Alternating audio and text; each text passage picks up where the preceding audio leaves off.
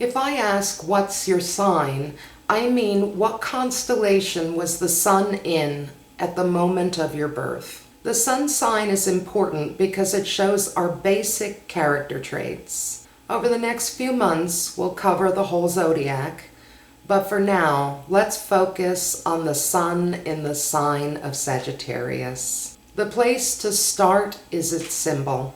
Sagittarius is represented by the Centaur, specifically one named Chiron. The Centaur is bottom half horse, top half man.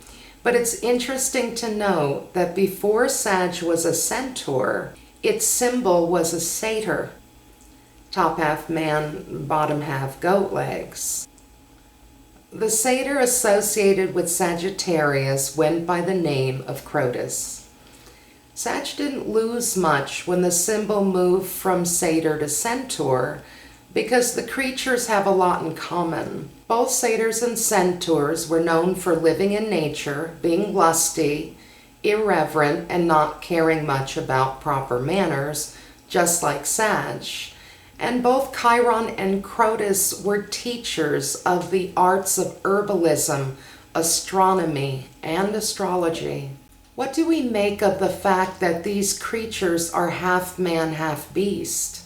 Sag has a dual nature. The bottom half, the beast, means that Sag is instinctual, impulsive, and wants to fulfill base needs. However, the top half is human, which indicates refined thinking.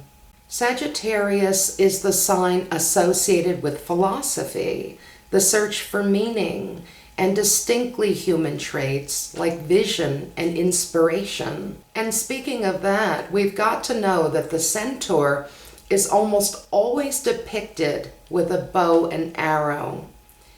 It's for hunting, yes, a beast needs to eat, but it has another purpose. The arrows are place markers. This tool references the fact that Sagittarius is always shooting for the stars, a higher idea, a more elevated life. It's fun, isn't it? And enthusiastic. The problem with Sag is that they start launching arrows because they're going to go over here and do this, and that looks interesting. But they've often shot the next arrow before the first even lands, or they forget about it altogether because something more fun is happening just beyond that hill. Notice how the bow and arrow isn't paired with an archery target that has a bullseye at the center. Sag doesn't care much about precision. They like the overview, the general idea. A lot of arrow shooting gets Sag the reputation of being unreliable. Marking a spot isn't a promise. And even if they do make one, words have an expiration date. Everything does. Because circumstances change. That's the only thing you can count on in life, they say, as they launch something new. Sag has a good time with it. It got to give them that. And there's no greater adventurer. If I had to boil the sign down to one word, bold, it would be. Even the obnoxiousness Sag is famous for is an everyday expression of boldness. Partly because they aren't tuned into the details around them. Sag is a risk taker, but it's one of the signs in the fire element, and they believe in living life fully, meeting it head on. Adventure can be found in a lot of things, the new route, the new game, something new on the menu. This is very important to Sagittarius. Don't take the wind out of their sails. Life is routine enough. You've got to do so many things that you did yesterday and you'll do again tomorrow. As one of the fire signs, it believes in a universe of possibility, so they try not to get mired into anything bland. This is a lifelong struggle, staying interested, finding a modicum of inspiration in day-to-day affairs. You see, they go for novelty because they like the stimulation. At heart, they're globetrotters and jesters and travelers and gamblers. Not only do they believe they're lucky, but they trust themselves to wiggle out of things should the gavel start to come down. How will they escape consequences? There's no plan. It depends on the circumstances, the people involved, the day of the week. It can be hard for the more grounded to believe in Sagittarius because everything's done on the fly and they want you to trust them. If something goes wrong, they bet on their ability to escape. Over time, they can become escape artists. Some would call this a kind of avoidance, but Sag knows better. Escape is a necessary skill for anyone who is so busy looking up that they don't realize their hooves have become ensnared in something on the ground. Besides the symbol now of the Centaur, we've got to look at another important thing about a sign, and that is the god associated with it, because the god is channeled by the native. In the case of Sagittarius, it's Jupiter, king of the gods. What do we know about Jupiter?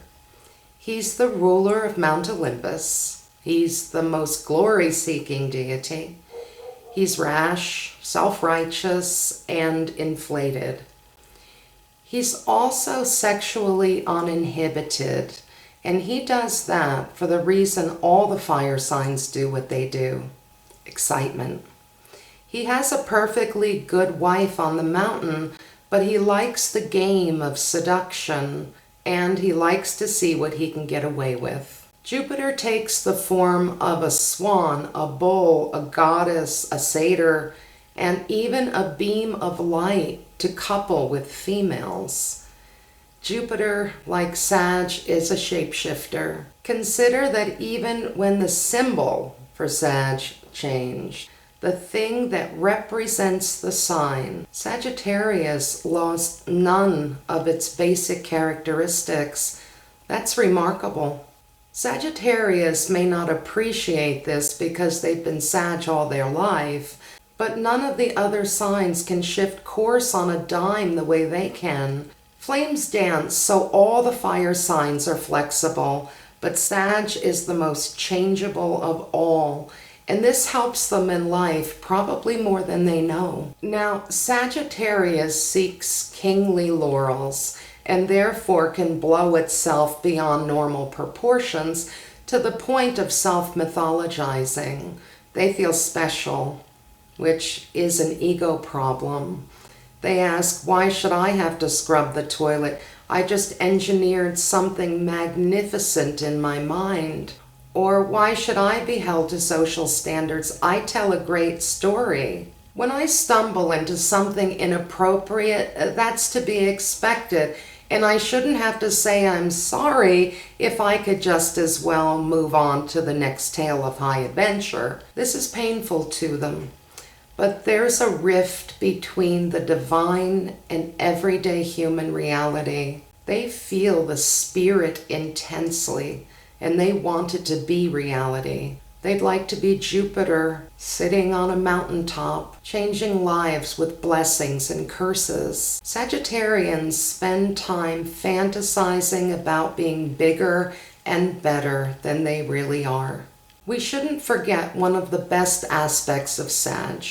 Chiron is a teacher, and you do find Sag in classrooms, especially higher education or continuing education. Sag likes to explore subjects that aren't necessary for our survival, the things that fall under the category of enrichment. They like the idea of wisdom, and they're the sign to approach if you want to speculate about broad ideas. They give good advice because they go around collecting knowledge, especially regarding philosophy and truths about life in general.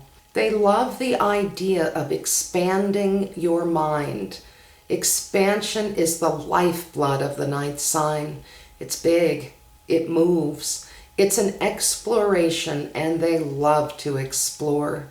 It's a time to live on the edge, and that sits just fine with a sign that thinks a living problem is better than a dead certainty. Because Sag is a masculine, extroverted sign, its adventures are likely to take place in the real world rather than on an inner level. And while it may not seem so, they don't go on adventures for themselves alone. They need adventures so they can tell the story. Sag is an animated creature. And this leads us to one of its shadowy aspects. They can become evangelical in their enthusiasm. Due to the fact that religions address big ideas, this is the sign associated with them. So you'll find them in the pulpit too, perhaps promising something big like a miracle if you just trust them. They sit on the peak, thinking they have it all figured out, and they can be as rash as their patron god Jupiter because they think they're better than people who don't get it. Sag just has to be careful that it doesn't feel like a failed star that has to be in the center of what's happening because it's not happening for them. This type goes around trying to brush greatness because they haven't achieved it themselves, and it normally happens when they don't have a passion. Passion makes Sagittarians feel important, like the wind is in their hair, like there's a valor within them, like they are the keeper of the flame. Passion is the remedy for most of the problems we find in Sagittarius. If you have a happy one, content with what it's done, no one can be as entertaining or show you as good of a time. Thank you for watching Secrets from an Astrologer's Desk, the personality profiles, Sagittarius. I'm Joy. More videos to come.